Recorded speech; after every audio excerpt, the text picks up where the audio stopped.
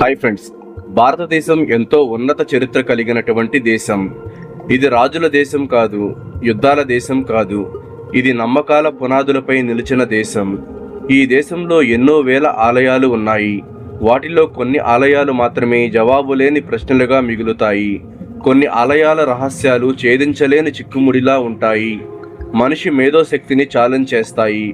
అటువంటి ఆలయాల్లో ఒకటి ఒడిశా రాష్ట్రంలో ఉంది. అదే పూరి జగన్నాథ ఆలయం. ఈ ఆలయం కాలాన్ని ఎదుర్కొంటూ ఇప్పటికీ మౌనంగా నిలబడిన ఒక రహస్యం. ఇంకా ఆలస్యం చేయకుండా వీడియోలోకి వెళ్ళిపోదాం. Signing into SRK facts by the channel.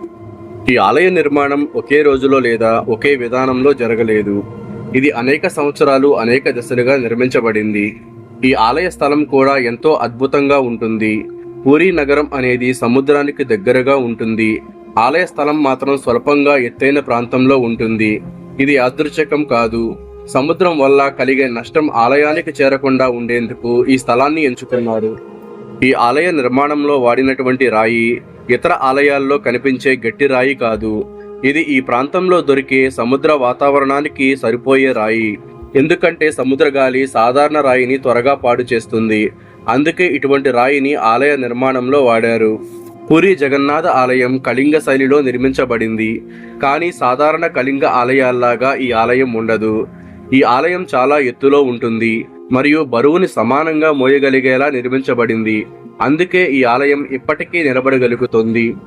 స్థానిక కథనాల ప్రకారం ఈ ఆలయ పైభాగం ముందుగా నిర్మించబడింది, తరువాత క్రింది భాగం నిర్మించబడింది. ఇది సాధారణంగా జరిగే పని కాదు. అందుకే ఈ ఆలయాన్ని ఇప్పటికీ పూర్తిగా మార్చే సాహసం ఎవరూ చేయలేకపోయారు. పూరి జగన్నాథ ఆలయం రాయితో కట్టిన భవనం కాదు. ఇది అడవి సంప్రదాయం మరియు రాజ సంప్రదాయం రెండూ కలిసినటువంటి ఒక ప్రత్యేకమైనటువంటి నిర్మాణం. అందుకే ఈ ఆలయం ఇప్పటికీ కొన్ని ప్రశ్నలు అడిగిస్తుంది. అందులో కొన్ని మీ ముందు ఉంచుతాను. జగన్నాథుడిని రాతితో లేదా లోహంతో ఎందుకు చేయలేదు? జగన్నాథుడిని రాతితో లేదా లోహంతో కాకుండా చెక్కతో చేయడానికి ఒక లోతైన భావన ఉంది. పూరి జగన్నాథుడి పూజ మొదటగా అడవుల్లో నివసించే ప్రజల ద్వారా చెక్క రూపంలోనే ప్రారంభమైంది. అందుకే ఈ ప్రాచీన సంప్రదాయాన్ని మార్చకుండా జగన్నాథుడిని చెక్కతోనే రూపుదిద్దారు. చెక్క త్వరగా పాడవుతుంది. ఇది యాదృచ్ఛికం కాదు. దీని అర్థం ఒకటే, శరీరం శాశ్వతం కాదు, ఆత్మ మాత్రమే శాశ్వతం అనే భావన కల్పిస్తుంది. అందుకే జగన్నాథుడి రూపం మారుతుంది, కానీ జగన్నాథుడు మారడు. ఈ కారణంతోనే పూరి జగన్నాథుడిని ఇప్పటికీ చెక్కతోనే తయారు చేస్తారు. ఈ ఆచారాల వెనుక కొన్ని రహస్యాలు ఉన్నాయి. పూరి జగన్నాథ ఆలయంలో జరిగే ఆచారాలు సాధారణ ఆలయ ఆచారాల్లాగా ఉండవు. ఇక్కడ దేవుడిని దూరంగా ఉంచి పూజించరు. ఇక్కడ దేవుడిని మనిషిలా భావిస్తారు. జగన్నాథుడు నిద్రపోతాడు, జగన్నాథుడు ఆహారం తింటాడు, అనారోగ్యం చెందుతాడు, విశ్రాంతి తీసుకుంటాడు.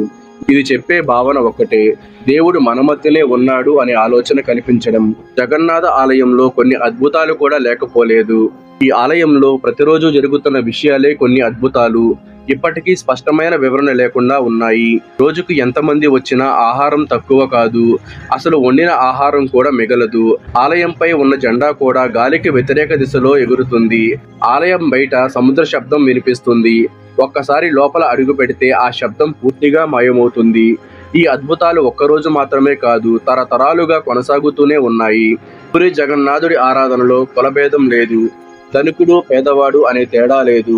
ఆలయంలో సమర్పించిన ఆహారం దేవుడి సొత్తు కాదు, భక్తుల సొత్తు అవుతుంది. అందరూ ఒకే చోట నేలపై కూర్చుని ఆహారం స్వీకరిస్తారు. ఇది చెప్పే సందేశం ఒక్కటే, అందరూ సమానం. జగన్నాథుడు ఒక రాజు దేవుడు కాదు, ప్రజల దేవుడు. పూరి జగన్నాథ ఆలయం ఒక నిర్మాణం మాత్రమే కాదు, ఇది ఆలోచింపచేసే స్థలం, ప్రశ్నలు పుట్టించే స్థలం. ఇక్కడ ప్రతి రహస్యం సమాధానం ఇవ్వదు, కానీ ప్రతి రహస్యం ఒక అర్థాన్ని వదిలిపెడుతుంది. పూరి జగన్నాథుడి యొక్క ఆలయం అద్భుతాలు చూపించబడడానికి నిలబడలేదు. ఇది మనిషిని ఆలోచింపచేయడానికి నిలబడి ఉంది. ఇక్కడ దేవుడు రాయి రూపంలో దూరంగా లేడు, చెక్క రూపంలో మన మధ్య ఉన్నాడు. ఇక్కడ శరీరం మారుతుంది కానీ ఆత్మ మారదు. ఇక్కడ ప్రశ్నలు పుడతాయి కానీ సమాధానాలు నిశ్శబ్దంలో దొరుకుతాయి. అందుకే పూరి జగన్నాథ ఆలయం ఒక ఆలయం కాదు, ఇది మనిషి మరియు దైవం మధ్య నిలిచిన ఒక లోతైన రహస్యం. సో ఇది ఫ్రెండ్స్, ఒడిశా రాష్ట్రంలోని పూరి జగన్నాథ ఆలయం యొక్క రహస్యం. నా ఎక్స్ప్లెనేషన్ కనుక మీకు నచ్చినట్లయితే ఎస్ఆర్కే ఫ్యాక్ట్స్ బై డి ఛానల్ని లైక్ చేయండి. సబ్స్క్రైబ్ చేయడం మాత్రం మర్చిపోకండి. Please subscribe.